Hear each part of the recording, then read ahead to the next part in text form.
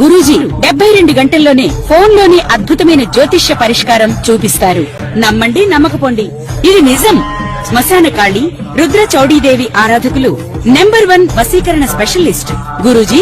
మనిషి పుట్టుక నుండి చనిపోయే వరకు వచ్చే అన్ని క్లిష్టమైన సమస్యలకు పరిష్కారం ఇక్కడ లభిస్తుంది. విద్య, ఉద్యోగం, వ్యవహారం, స్త్రీ ప్రేమ, పెళ్లి, సంతానం, స్త్రీ పురుష వశీకరణం, భూవశం, భార్యాభర్తల కలహాలు, కోర్టు సమస్యలు, విడాకుల సమస్యలు, చేతబడి, అప్పుల బాధ, ఇంకా మీకు ఎలాంటి సమస్యలు ఉన్నా 72 గంటల్లోనే. ద్వాదశ రాశులు ఒకటి కర్కాటక రాశి. ఈ కర్కాటక రాశి వారికి భార్య భర్తల మధ్యన వెడబాటు అసలు ఎందుకు వస్తుంది ఒకసారి పరిశీలిద్దాం. ఇక కర్కాటక రాశి వారికి భార్యాభర్తల మధ్యన ఎడబాటు రావడానికి కారణం ఒకటి కాదండి, చాలా రకాలు ఉంటాయి. అర్థం చేసుకోలేకపోవటం ముఖ్యంగా. కర్కాటక రాశి వారు మొండిగా, మూర్ఖంగా, తను అనుకున్నదే పని అనుకున్నట్టుగా చేస్తూ ఉంటారు. ఒకటి నేను అనుకుందే ముందుకు వెళ్ళాలి అని చేస్తూ ఉంటారు. దీంతోపాటు కర్కాటక రాశి వారు చాలా మంచివారు. ఏదైనా బంధమైన బాధ్యత అయినా ఏదైనా సరే నెత్తినేసుకొని అనుభవిస్తూ ఉంటారు. ఎవరు ఎన్ని రకాలుగా ఇది చేసినా సరే నాకు తప్పదు, నా బంధం నా నమ్మకంతో చేసుకోవాలి, నన్ను నమ్మొచ్చారు అనే విధంగా ఉంటారు భార్యాభర్తలు ఇద్దరు కూడాను. కర్కాటక రాశి వారు అందుకే అంటారు కర్కాటక రాశి వారు పునర్జన్మ ఉండదు అని. ఎందుకంటే వారు పుణ్యమూర్తులు అనమాట. కర్కాటక రాశులు పుట్టడమే అదృష్టం. ఆ అదృష్టాన్ని తగ్గట్టుగా మీరు ఉన్నారనుకోండి ఇంకా బాగుంటుంది. ఎఫ్ఐఆర్స్ లాంటివి మీరు పెట్టుకోకూడదు, పత్తాలు లాంటివి ఆడకూడదు, డబ్బులు పిచ్చితనంతో పెట్టుకోకూడదు. ముఖ్యంగా వీరు జోదాలకి అలవాటు అవ్వకూడదు, చెడు వ్యసనాలు జోలికి వెళ్ళకూడదు. అలాంటి వారే పుణ్యమూర్తులు అవుతారు, పుణ్యపురుషులు అవుతారు. అలాంటి వారే స్వర్గలోకానికి అవుతారు. భార్యను ప్రేమించేవారు, భర్తను ప్రేమించేవారు ఎన్నడూ చెడిపోరు. పిల్లలకని బాధ్యత తీసుకునేవారు ఎప్పుడూ చెడిపోరు. కాబట్టి ఇలాంటి కర్కాటక రాశి వారికి కూడా భార్యాభర్తలు విడిపోతున్నారా? ఎవరో మూడో వ్యక్తి వచ్చేసి మీ భార్య మీద మీ భర్త మీద కన్నేశారా? ఎఫ్ఐఆర్స్ లాంటివి జరుగుతూ ఉన్నాయా? ఇవన్నీ దగ్గరికి రానీకండి. ఒకవేళ మీ భర్త భార్యో దూరమై ఉన్నారా? మీకు ఎవరైనా చేతబడి వశీకరణ హిప్నటైజింగ్ చేయించారా? ఒకసారి గమనించుకోండి. వాళ్ళలో ఏమైనా సిమ్టమ్స్ నడుస్తున్నాయా? వాళ్ళని ఏమైనా ఇబ్బందికరంగా ఉంటుందా? నిజంగానే మాట వినట్లంటే ఎన్నో రకాల సమస్యలు ఉంటాయి. ఆ సమస్యలన్నీ కూడా మీకు పటాపంచలు అయిపోవాలంటే చిన్న చిన్న పరిష్కార మార్గాలు సరిపోయినాయి కాదు, ఉపశమనం అయితే లభ్యపడుతుంది. చిన్న పరిష్కార మార్గాలు అయితే లేదు అంటే కనుక ఇంట్లో కూడా ఏదైనా సమస్య ఉందని చూడాలి. ఇంట్లో కూడా ఏదైనా వాస్తు ప్రకారంగా, గ్రహాల ప్రకారంగా చేతబడి ఏదైనా ఇంట్లో కూడా చేయిస్తారు. ఒకళ్ళొకళ్ళు సూతులు లేకుండా ఉండేలాగా, కొట్లాడుకునేలా చేయిస్తారు.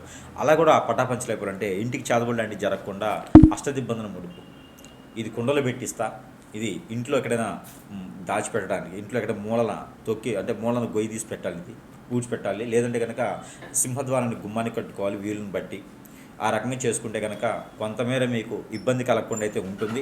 దాంతోపాటు మీ భర్త కానీ భార్య కానీ విడిపోయారంటే కనుక కొన్ని రకాల యంత్రాలతో ఈ ఒత్తులు ఇస్తాం. ఇది కోర్సు ఉంటుంది. ఈ ఒత్తులు వాడినట్టయితే కొన్ని రకాల బాంధవ్యాలు నిలబడేలా ఉంటుంది. కాబట్టి ఆ మేర ప్రయత్నం చేసుకుంటే అదృష్టవంతులు అవ్వచ్చు. ఇక ఈ పరిహారం కూడా మీరు చేసినట్టయితే గుడ్డిలో మెల్లమేరు అన్న విధంగా కొంత బాగుంటుందని నమ్మకంతో చేస్తూ ఉన్నా. ఇంకేదైనా పరిష్కార మార్గం కావాలంటే సమీపంలో ఉన్నటువంటి గురువులను నమ్మండి.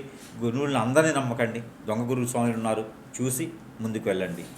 ఇలానే కనుక విడిపోయినట్లయితే కనుక మీకు ఒక చిన్న పరిహారం కూడా చెప్తాను. ఆ పరిహారం చేయండి. కొంతమేర ఇదంతా కూడా గుడ్డిలో మెల్ల అనుకోవచ్చు. అంటే పూర్తిగా కళ్ళు లేని వాళ్ళకి కొంచెం మసలబారిన కళ్ళు ఉండి కళ్ళలో పెట్టుకుంటే ఎట్లా ఉంటుందో అలాగ పరిహారాలు. ఇంకా పూర్తి దోషాలు పోవాలంటే మాత్రం ఖచ్చితంగా గురువుని కలవాల్సిందే. సమీప దూరంలో గురువుని గరిస్తే మీకున్న పరిష్కార మార్గం అయితే చూపించబడుతుంది. అయితే ముఖ్యంగా ఈ పరిహారం అయితే మీకోసం ప్రయత్నం చేయండి. ఇక ఈ ఒక రాశి వారైతే కనుక మీరు ఏం లేదండి, 5 బావిల నీళ్ళు అని ఉంటాయి, లేదా 5 చెరువుల్లో నీళ్లు తీసుకురావండి, లేదా 5 బోరుల్లో నీళ్లు.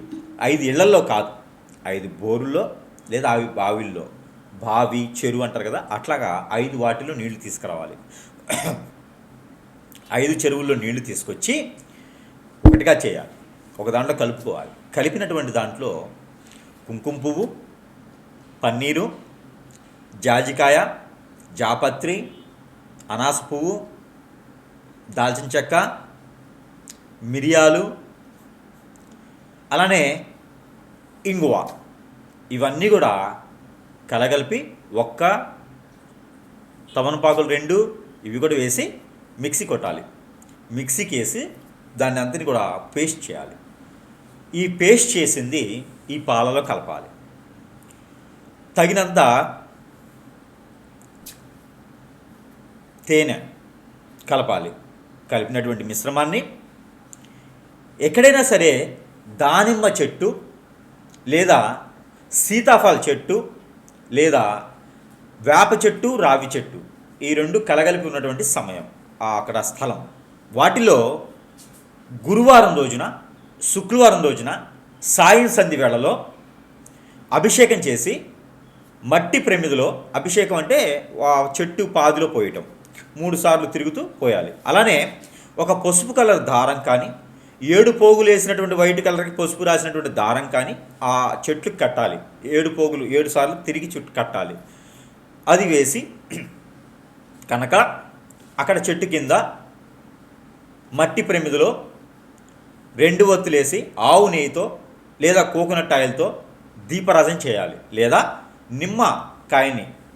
నిమ్మకాయ తొడిమి ఉంటుంది కదా, అది నిమ్మకాయ తొక్క, అదే వెనక తిప్పేసి కోకోనట్ ఆయిల్ వేసి దీపారాధన చేయాలి. ఇలాగా 3 మాసాలు 3 సార్లు చేస్తే వారంతో సంబంధం, నక్షత్రంతో, తిథితో సంబంధం లేదు. గురువారం లేదా శుక్రవారం చేయండి. మాసానికి ఒకసారి చేయండి. పౌర్ణమి ముందు వచ్చేటువంటి శుక్రవారం, గురువారం చేస్తే చాలా మంచిది. ఇలాగా 3 మాసాలు 3 సార్లు చేయాలి.